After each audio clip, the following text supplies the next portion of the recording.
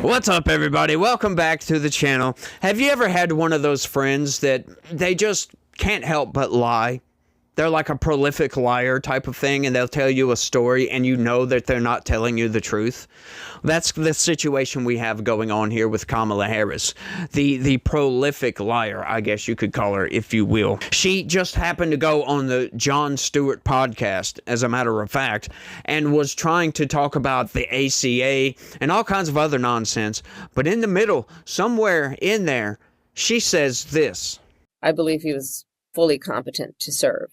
Do you really? Yeah, I do. That surprises me, actually. No, I do. There's a distinction to be made between running for president and being president. What's the distinction? Well, being a candidate for president of the United States is about being in a marathon at a sprinter's pace, having tomatoes thrown at you every step you take. That sounds lovely. Yeah, it's more than a notion. Get involved in public service, ladies and gentlemen. And to be the seated president, the sitting president, while doing that, it's a lot. It's a lot. Yeah.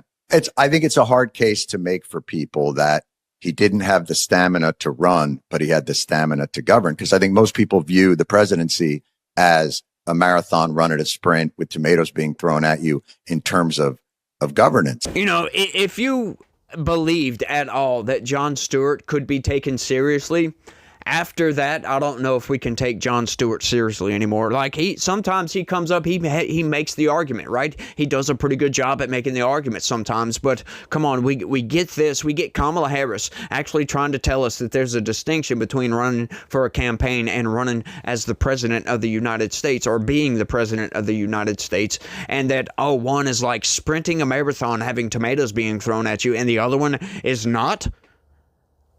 Hang on just a second, and trying to tell us that Joe Biden was up for one and not the other. Well, I don't think he was up for either one of them, and Jon Stewart did not push back on that notion at all. He just said, oh, I'm kind of surprised. About, like, that's it? You're just kind of surprised? You don't have any questions that you may want to pose to Mrs. Kamala Harris? As a matter of fact, like, hang on just a second. Like, how about Jon Stewart? You say, because you don't believe her, how about you tell her, I don't believe you? Let's go get Joe Biden and do a cognitive test and see if he's all there to see. Hang on just a second. He fell off rapidly from 2020 to 2024. How do you think he would have been doing by the time 2028 came around? I don't think he would have been doing very well, as a matter of fact. Like, come on, let's be serious about this. Can we please be a little bit more open and honest with our rhetoric? Like, just because you're a politician does not mean you have to lie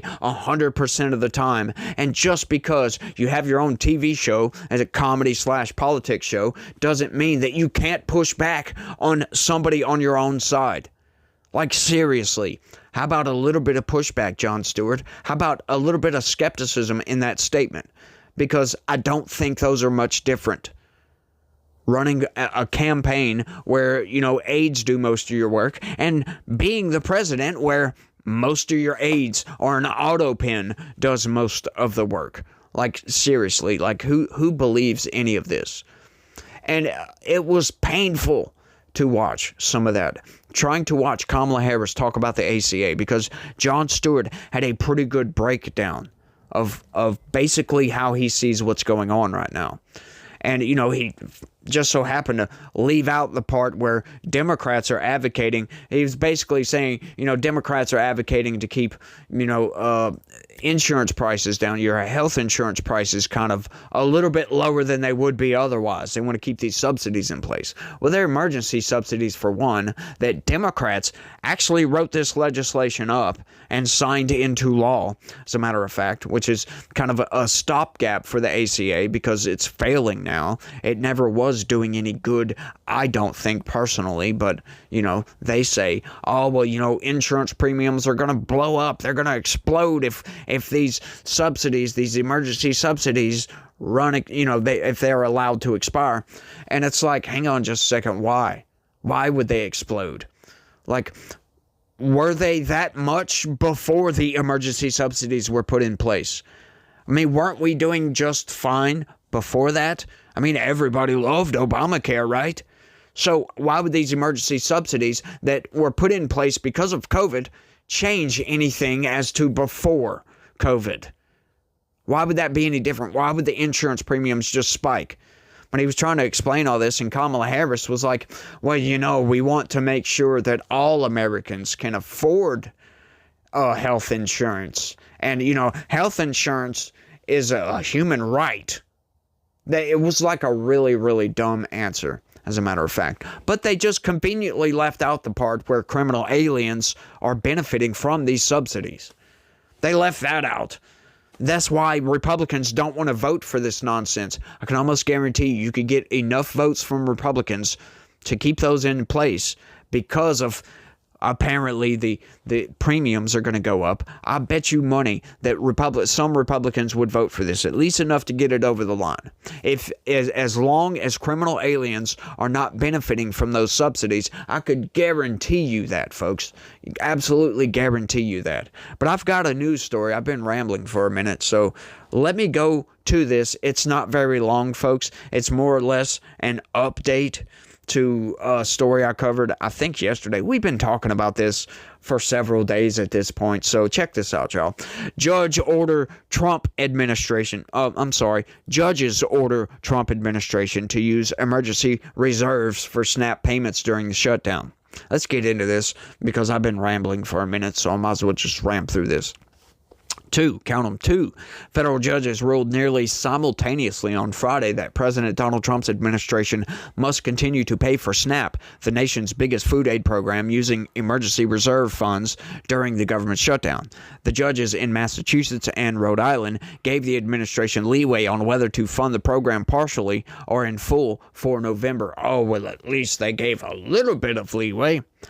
That also brings uncertainty about how things will unfold and will delay payments for many beneficiaries whose cards would normally be recharged early in the month. Hopefully it keeps these people from rioting because we've got several threats, and I hope and pray that the FBI is investigating every single one of those. I really do, folks.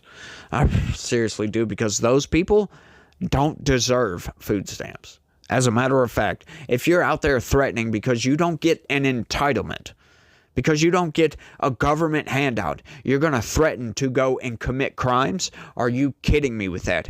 You do not deserve those. And most of those people that I've seen, those viral TikToks of people saying, I'm going to go and rob the store or whatever, right? They're kind of portly people, if you will. They're overweight. How is that a thing, folks? We have a food assistance program for people that can't afford food, and these people are overweight, obese in many cases, morbidly obese in some. That's insane, just completely insane, if you ask me. The U.S. Department of Agriculture planned to freeze payments to the Supplemental Nutritional Assistance Program starting November 1st because it said it could no longer keep funding it due to the shutdown. See how they do this? Planned. No, they didn't plan. They run out of money. That you don't plan to run out of money. You don't plan for Senate Democrats to vote 13 times to keep the government shut down. That's not a plan, folks. So, Associated Press, you get the Scumbag of the Year award for this and all the other subsequent articles that I've covered where you're talking about it's Trump's plan to cut off food stamps. It's not, as a matter of fact. The program serves about 1 in 8 Americans and is a major piece of the nation's social safety net, and it costs about $8 billion per month nationally. Yeah, nationally.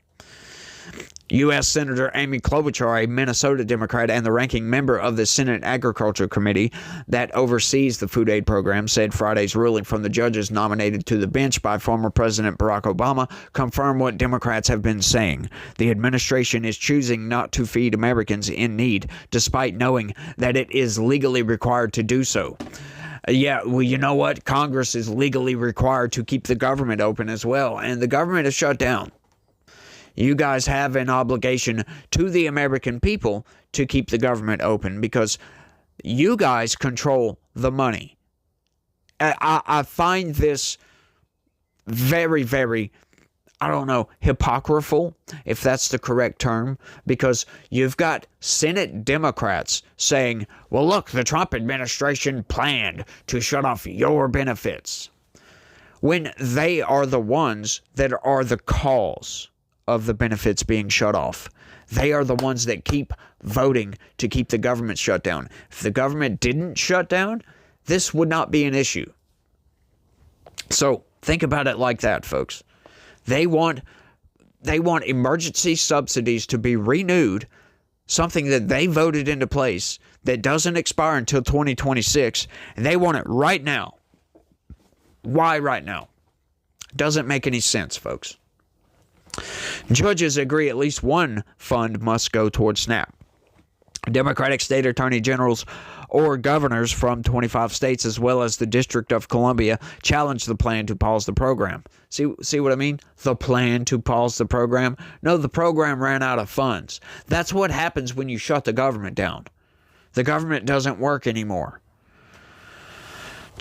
Contending that the administration has a legal obligation to keep it running in their jurisdictions. Once again, folks, the Senate has a legal obligation to pass legislation. Not really, but they have a moral obligation. There you go. They have a moral obligation to vote in the interest of you, and they're not doing that right now.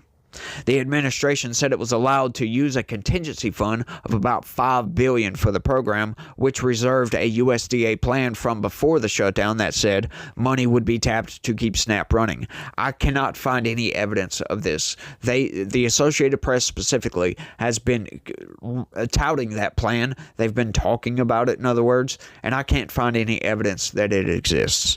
I can find the evidence of the email that was sent out that they were talking about shutting SNAP down, but I can't find evidence that they said, well, we have contingency funds that we can use to keep it open. And then they all of a sudden decided, oh, we're not going to do that. The Democratic officials argued that not only could that money be used, but that it must. They also said a separate fund with around $23 billion is available for the cause.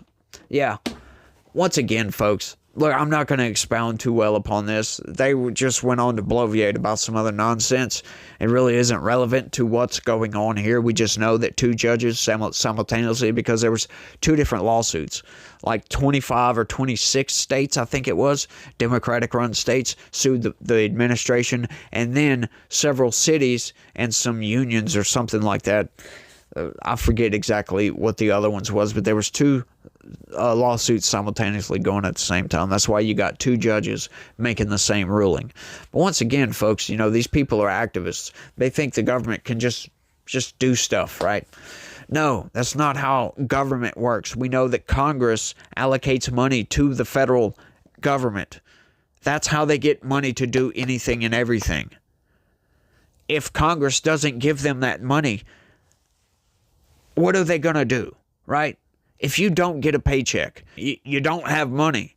And that's essentially how it is, what we have going on right now. Those contingency funds, they're not meant to pay for these benefits or whatever, these entitlement programs. That's not what contingency is meant for. That contingency is meant in case of catastrophic failure or something happens, an emergency comes up, blah, blah, blah, blah, blah, whatever. This isn't an emergency.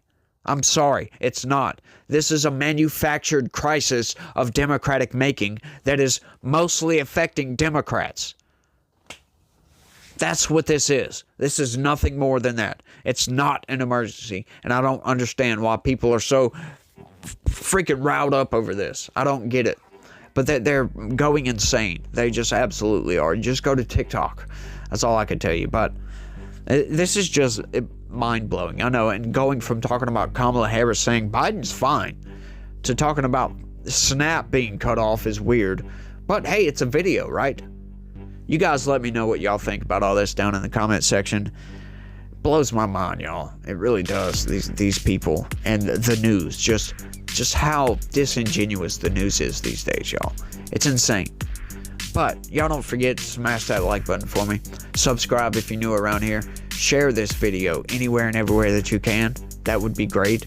And click that join button. Sign up and become a member. That would be even better. That would be much better, as a matter of fact. And you guys remember that, God has a plan for everybody, and we must praise God in everything that we do. We must put God first, right?